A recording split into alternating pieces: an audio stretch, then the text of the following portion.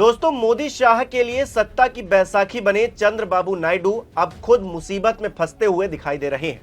पहले वक्फ बिल के समर्थन के बाद मुस्लिम समाज की नाराजगी से नायडू दो चार हो रहे थे कि अब नई मुसीबत आन पड़ी है। नए वोट बैंक पर खतरे के बादल मंडराने लगे हैं। पर नायडू नीतीश की तरह खामोशी की चादर ओढ़कर नहीं बैठे हैं, बल्कि दिल्ली की सत्ता को चेतावनी दे रहे हैं कि कुछ करिए, नहीं तो कुर्सी हिलते देर नहीं लगती। दरअसल नायडू और मोदी के बीच की खटास की वजह ट्रंप है। ट्रंप का टैरिफ बम पूरी दुनिया को दहला रहा है। नायडू को भी इस अटैक से अपने वोट बैंक को खतरा दिख रहा है। इसके लिए नायडू ने बाकायदा केंद्र को एक चिट्ठी भी लिख दी है। नायडू ने कहा है कि टैरिफ के प्रभाव से राज्य का एक्वाकल्चर क्षेत्र, खासतौर पर झींगा मछली उत्पादन और निर्यात पर गंभीर संकट आने की आशंका है। केंद्रीय वाणिज्य और उद्योग मंत्री पीयूष गोयल को लिखे लेटर में नायडू ने इस मामले पर तत्काल हस्तक्षेप करने की मांग भी की है। नायडू का कहना है कि अगर समय पर कदम नहीं उठाया गया तो लाखों लोगों की आजीविका खतरे में पड़ जाएगी, क्योंकि राज्य के लाखों लोग इस उद्योग पर निर्भर करते हैं। नायडू की इस बेचैनी के पीछे की वजह भी लाजमी है, क्योंकि भारत के झींगा उत्पादन में आंध्र प्रदेश नंबर 1 स्टेट है। देश के कुल उत्पादन का लगभग 70% हिस्सा यहीं से आता है। 2023-24 में अगर देखेंगे आंकड़ों को, तो भारत ने अमेरिका को $2.55 बिलियन के सी फूड निर्यात किए हैं, जिसमें झींगे का अगर हिस्सा देखेंगे तो 92% यानी कि 92% रहा है। इस उद्योग का राज्य के सकल राज्य घरेलू उत्पाद यानी कि जीएसडीपी में लगभग 8 से 11% तक योगदान रहा है। इससे करीब 50 लाख लोग डायरेक्ट या फिर इनडायरेक्ट तौर पर जुड़े हुए हैं।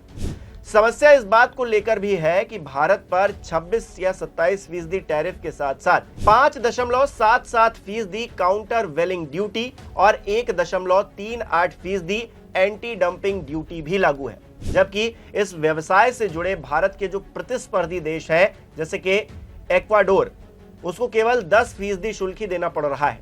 ऐसे में भारत और एक्वाडोर के बीच में जो लड़ाई है उसमें वो आगे निकलता हुआ दिखाई नहीं दे रहा है। भारत पिछड़ते हुए दिखाई दे रहा है अगर टैरिफ लगते हैं जिस तरह से ट्रंप ने ऐलान किया है। 90 दिनों का हालांकि उन्होंने वक्त भी दे दिया है। और ऐसे में भारतीय झींगे की जो कीमतें हैं अमेरिकी बाजार में महंगी हो जाती हैं, जिसके चलते निर्यातकों के जो ऑर्डर है वो भी रद्द हो रहे हैं और कोल्ड स्टोरेज भरते जा रहे हैं। वियतनाम, थाईलैंड या फिर जापान ऐसे जो देश हैं जो पहले भारत से समुद्री उत्पाद खरीदते हैं और उन्हें संसाधित कर अमेरिका को निर्यात करते हैं, अब हाई फी के कारण ऑर्डर रद्द कर रहे हैं। यूरोपीय संघ में भी भारतीय निर्यातकों को 50% इंस्पेक्शन रेट और 4 से 7% इंपोर्ट ड्यूटी जैसे नॉन ट्रैफिक बैरियर्स का सामना करना पड़ रहा है। जबकि वियतनाम जैसे देश हैं वो फ्री ट्रेड एग्रीमेंट के तहत 0 फीस का लाभ उठा रहे हैं। इससे भारतीय एक्वा प्रोडक्ट्स का बाजार सिकुड़ रहा है।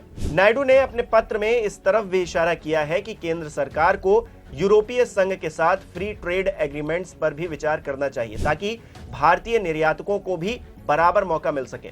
नायडू ने केंद्र से अपील की है कि केंद्र सरकार अमेरिकी प्रशासन के साथ बातचीत कर झींगे को फ्री एग्जेम्पशन लिस्ट में शामिल करवाए। नायडू ने कहा है कि समय पर हस्तक्षेप से न केवल आंध्र प्रदेश के एक्वा किसानों को राहत मिलेगी, बल्कि राष्ट्रीय जो अर्थव्यवस्था है उसको भी मजबूती मिलेगी। पर इतना सब कुछ कहने के बावजूद भी नायडू को अभी तक कोई जवाब नहीं मिल पाया है, और मिला भी है तो आधिकारिक तौर पर इसकी कोई जानकारी सामने नहीं आई है। हालांकि राहत की बात यह है कि ट्रंप ने 75 से ज्यादा देशों पर लगाए गए रेसिप्रोकल टैरिफ को 90 दिनों के लिए रोक दिया है, जिससे थोड़ा वक्त तो मिल गया है। लेकिन 90 दिनों के बाद क्या होगा?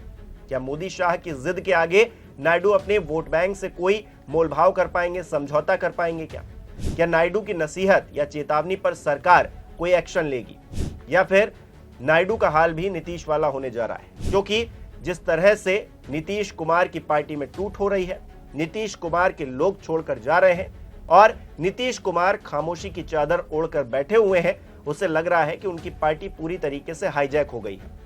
और नायडू के साथ भी आने वाले वक्त में ऐसा ना हो, इसके लिए नायडू अपनी आवाज तो कम से कम बुलंद कर रहे हैं। नीतीश कुमार की तरह कम से कम खामोश तो नहीं है, लेकिन नायडू की भी मजबूरी है, वो भी केंद्र में बने रहना चाहते हैं।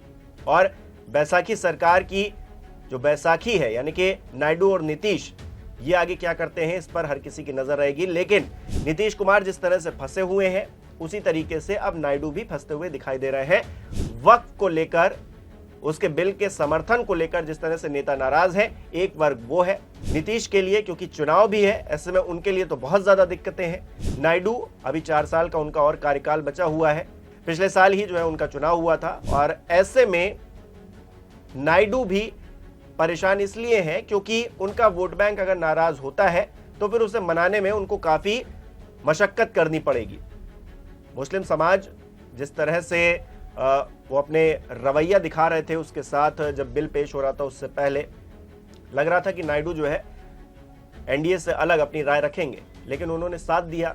अब उसके बाद जो हालात बन चुके हैं उसमें एक तरफ मुस्लिम समाज के लोग नाराज हैं, तो दूसरी तरफ अब ये जो मछुआरा समाज है, जो मछलियां पकड़ता है, झींगा पकड़ता है, जो सी फूड के लिए जिस तरह से काम होता है आंध्र प्रदेश में, क्योंकि सबसे बड़ी इंडस्ट्री अगर देखेंगे तो वहीं पर है, ऐसे में ये लोग भी नाराज होते हैं। तो डायरेक्ट इनडायरेक्ट 50 लाख लोग इससे जुड़े हुए हैं और ये लोग एक वोट बैंक की तरह भी हैं, और नायडू अपने वोट बैंक को नाराज करना बिल्कुल भी नहीं चाहेंगे। वो भी इसलिए क्योंकि मोदी शाह एक बिल लेकर आए हैं, या फिर मोदी के एक परम मित्र जो है उन्होंने टैरिफ लगा दिया है और मोदी उससे उन्हें मना पाने में जो है पूरी तरह से नाकाम रहे हैं। 90 दिनों का वक्त है सोचने के लिए, तब तक क्या जवाब आएगा इसकी जानकारी भी हम 4 PM पर आपको देते रहेंगे, और अगर जवाब नहीं आता है और नायडू कुछ और करते हैं उसकी जानकारी भी देते रहेंगे। लेकिन आप इस पूरे विषय को किस तरह से देखते हैं हमें कमेंट करके बता सकते हैं। बहुत बहुत धन्यवाद।